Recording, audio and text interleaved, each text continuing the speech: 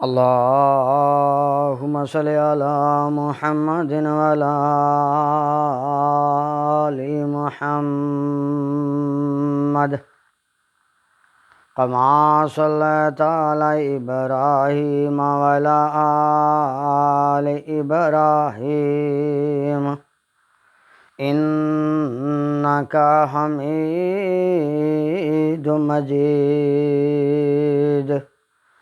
अल्लाहुम्मा बारिक अला मुहम्मदिन व अला आलि मुहम्मद कमा बारकता अला इब्राहीम व अला आलि इब्राहीम इन्नका हमीदुम मजीद। अस्सलामु अलैकुम व रहमतुल्लाहि व बरकातुहू।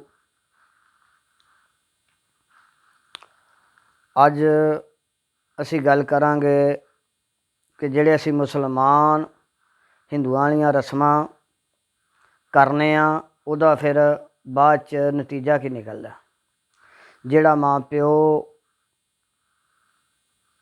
ਮਾਂ ਪਿਓ ਆਪਣੀ ਔਲਾਦ ਨੂੰ, ਆਪਣੇ ਬੱਚਿਆਂ ਨੂੰ, ਆਪਣੀ ਬੱਚੀਆਂ ਨੂੰ ਦੀਨ ਦਾ ਸਬਕ ਨਹੀਂ ਦੱਸਦਾ, ਕੁਰਾਨ ਦੇ ਹਕੂਕ ਨਹੀਂ ਦੱਸਦਾ, ਅੱਲਾ ਦੇ ਨਬੀ ਸੱਲੱਲਾਹੁ ਅਲੈਹਿ ਵਸੱਲਮ ਦੀਆਂ ਹਦੀਸਾਂ ਨਹੀਂ ਬਿਆਨ ਕਰਦਾ, ਤੇ ਉਹਦਾ ਫਿਰ ਨਤੀਜਾ ਉਲਟਾ ਨਿਕਲਦਾ। ਇਹ ਜਿਹੜਾ ਅਗਲੇ ਦਿਨ ਇੱਕ ਬੱਚਾ ਜਿਹਨੂੰ ਡੋਰ ਫਿਰੀ ਹੈ ਗਲੇ 'ਚ ਤੇ ਫੌਤ ਹੋ ਗਿਆ, ਇਹ ਸਭ ਤੋਂ ਪਹਿਲਾਂ ਮਾਂ ਬਾਪ ਦਾ ਕਸੂਰ ਹੈ। ਕੋ ਸਾਨੂੰ ਮਨਾ ਨਹੀਂ ਕਰਦਾ ਕਿ ਇਹ ਬੇਟਾ ਇਹ ਹਿੰਦੂਆਂ ਦੀਆਂ ਰਸਮਾਂ ਨੇ, ਇਹ ਨਾ ਕਰੋ। ਹਿੰਦੂਆਂ ਦੀਆਂ ਰਸਮਾਂ ਨਾ ਕਰੋ, ਇਹਨਾਂ ਤੋਂ ਮਨਾ ਨਹੀਂ ਕਰਦਾ, ਤੇ ਫਿਰ ਉਹਦਾ ਰਿਜ਼ਲਟ ਇਹ ਹੀ ਨਿਕਲਦਾ। ਅਸੀਂ ਸਾਰੇ ਮੁਸਲਮਾਨ ਹਿੰਦੂਆਂ ਵਾਲੀਆਂ ਰਸਮਾਂ ਅਪਣਾਉਂਦੇ ਹਾਂ, ਹਿੰਦੂਆਂ ਵਾਲੇ ਕੰਮ ਕਰਨੇ ਆ, ਸਾਲਗਿਰਾ ਕਰਨੇ ਆ, ਹਿੰਦੂਆਂ ਵਾਲੀ ਰਸਮ ਹੈ। ਇਹ ਪਤੰਗਬਾਜ਼ੀ ਕਰਨੇ ਆ, ਹਿੰਦੂਆਂ ਵਾਲੀ ਰਸਮ ਹੈ।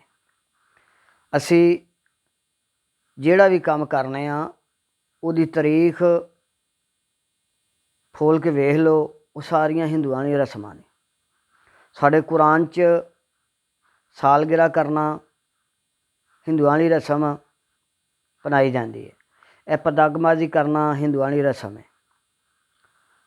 ਸਾਡੇ ਮਾਂ ਪਿਓ ਦਾ ਵੀ ਕਸੂਰ ਹੈ ਔਰ ਸਾਡੇ ਮੌਲਵੀਆਂ ਦਾ ਵੀ ਕਸੂਰ ਹੈ, ਜਿਹੜੇ ਲੋਕਾਂ ਨੂੰ ਅਗਾਹ ਨਹੀਂ ਕਰਦੇ, ਲੋਕਾਂ ਨੂੰ ਇਸ ਗੱਲਾਂ ਤੋਂ ਮਨਾ ਨਹੀਂ ਕਰਦੇ, ਉਹਨਾਂ ਦਾ ਵੀ ਕਸੂਰ ਹੈ। ਔਰ ਮੇਰੀ ਗੌਰਮੈਂਟ ਅੱਗੇ ਅਪੀਲ ਹੈ ਕਿ ਜਿਹੜਾ ਬੰਦਾ ਪਤੰਗਬਾਜ਼ੀ ਕਰੇ, ਜਿਹਦੀ ਛੱਤ 'ਤੇ ਹੋਏ ਉਹਦੇ 'ਤੇ ਵੀ ਪਰਚਾ ਦੇਵੇ, ਜਿਹਦਾ ਬੱਚਾ ਉਹਦੇ 'ਤੇ ਵੀ ਪਰਚਾ ਦੇਵੇ, ਅਤੇ ਇਨਸ਼ਾ ਅੱਲਾ ਸਖਤ ਤੋਂ ਸਖਤ ਇਹਦੀ ਸਜ਼ਾ ਦਿੱਤੀ ਜਾਏ।